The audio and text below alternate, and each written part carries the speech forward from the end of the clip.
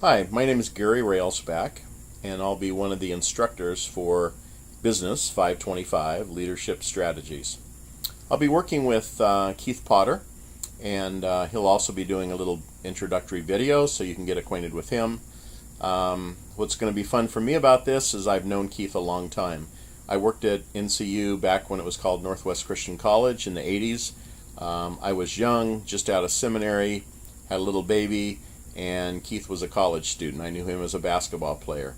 And 30-some years later, I end up working at the college again, and Keith is on the board of trustees.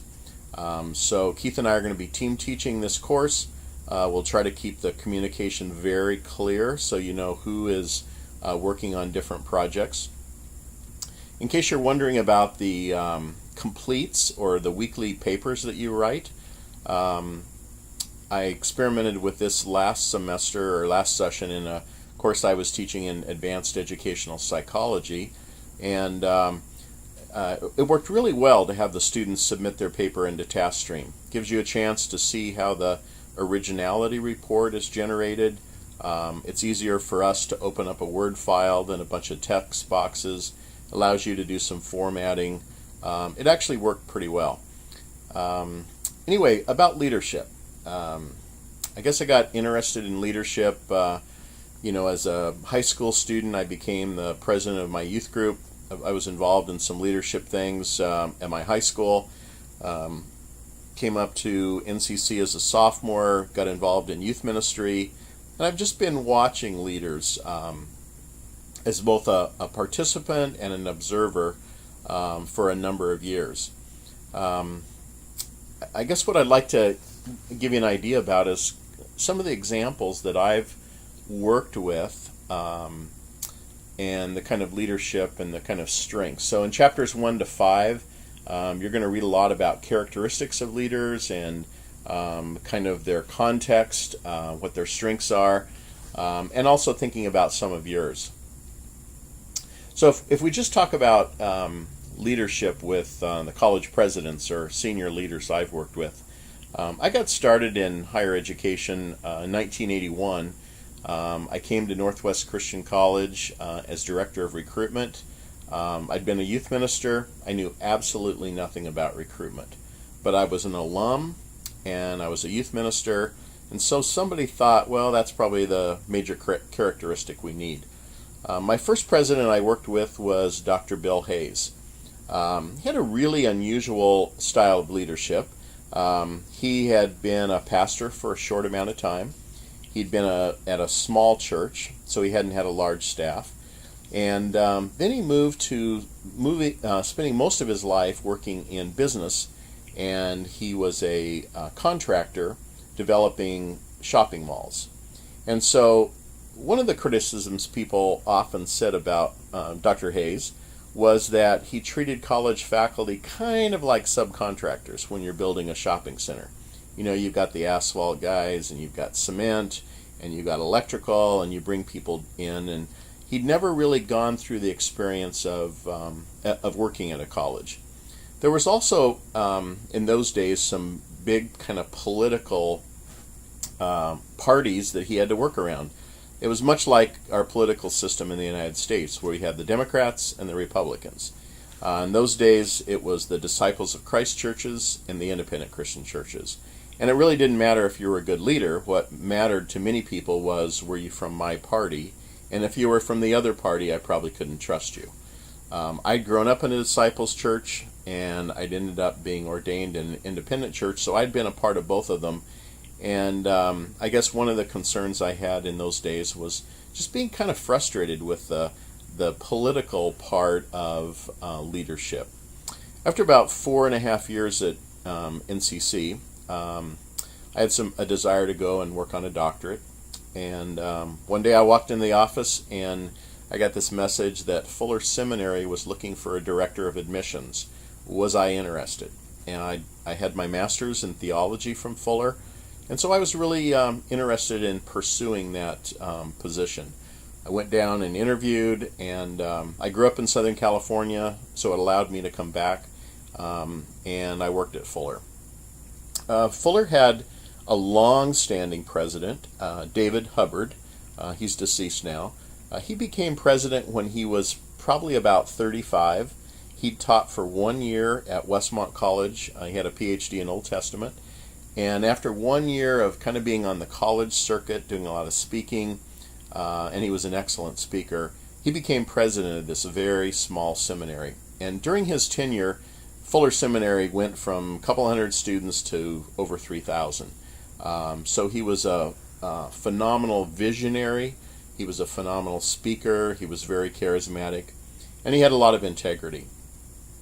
Because he was an external speaker and he spent a lot of time on the road going to conferences and speaking, he turned the operation of the seminary over to some vice presidents. And I happened to work for one. Was vice president of, the title was Seminary Services, and essentially that was everything that was not finance or academics. And the vice president I worked under, really struggled to understand the culture at Fuller Theological Seminary. His name was David Lukey. He's a pastor in Ohio, I think now. He came from a Missouri Synod Lutheran background. Missouri Synod Lutheran did not have a strong presence at Fuller.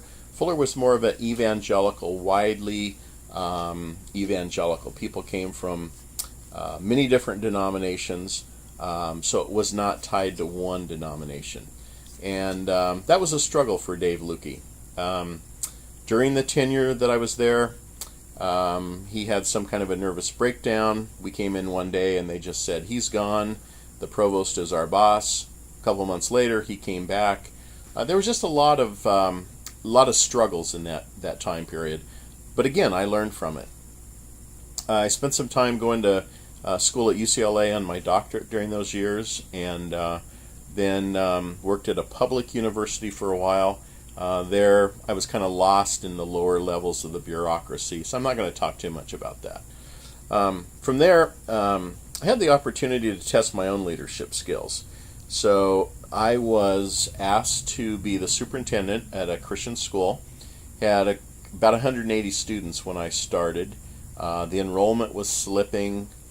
It was definitely going the wrong direction. And so the board asked me to step in and work on enrollment, work on finances, work on accreditation. And so I was there for a little over 4 years and immediately turned the enrollment around. We started school that fall with about 195, and it continued to climb during my 4 years, ending up over 300, about 325, I think. We ended up buying property, and later, a couple years after I left, the building was finished, and that school is a totally different place now, both because of their accreditation and their stability and a new campus. While I was at Dayspring Christian School, I finished my PhD, and so then I got to go into the college classroom and teach. And that was really an interesting experience. My first 2 years teaching were at Sterling College, a little rural college in a very small town in central Kansas. When I got there, the president was on a sabbatical, and a couple months later he resigned, and for the rest of that school year, from October through the next September, we had no president. So we were kind of like a ship at sea with no captain. There were 3 vice presidents who kind of ran things, but there was no central leadership. It was a very difficult time. The next year they appointed an interim president who had been a college president elsewhere, so I was able to observe him a little bit. After about 2 years at Sterling, then I moved about 60 miles away to a little college, Tabor College in central Kansas. I really wasn't interested in staying in Kansas. I kind of went to the job interview just because a friend of mine was a graduate of Tabor and he'd been working for me part-time at Sterling. So I went over there basically out of allegiance to him. I met the president. He was very dynamic. The dean that I would work for, the vice president of academics, was a graduate of George Fox.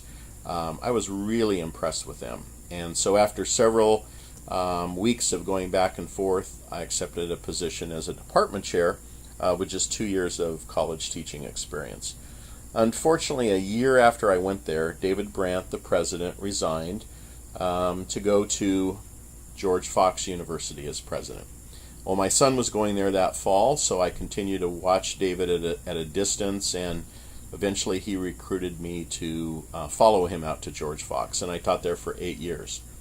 At the end of my 7th year, David retired, and they brought in the vice president for academics, or the provost, to be the president. So there I got to observe what it was like to work with somebody that was on the cabinet, who was one of the vice presidents, to become president, and that was an interesting situation to watch. I went on to be a dean at Point Loma Nazarene University in San Diego. There I had about 1,200 students in my school of education, 5 different campuses from San Diego to Bakersfield. It was a great opportunity. I had over 200 employees, about an $8 million budget. I really got to try out a lot of things that I'd studied in my doctoral program and watched other people. What was nice about it was above me was the president and the provost, and neither of them had any experience in teacher education. So I was kind of the expert in that area, and that was really a lot of fun. I came back to Oregon, spent about a year working for a software company, and last July I came to NCU at the invitation of Dr. Joe Womack, our president. He's a great leader. He's very relational, very committed to students, and he's been a visionary to try to stabilize the university and bring it back to its original mission. So anyway, that's kind of my journey as a leader. I hope that as we get acquainted over the semester, you'll be able to tell me some about yours. I invite you to give me a call. I love to talk to students, and if you have questions, if you want to sit down and talk about some of this stuff, please be sure to contact me. Thanks so much, and welcome aboard.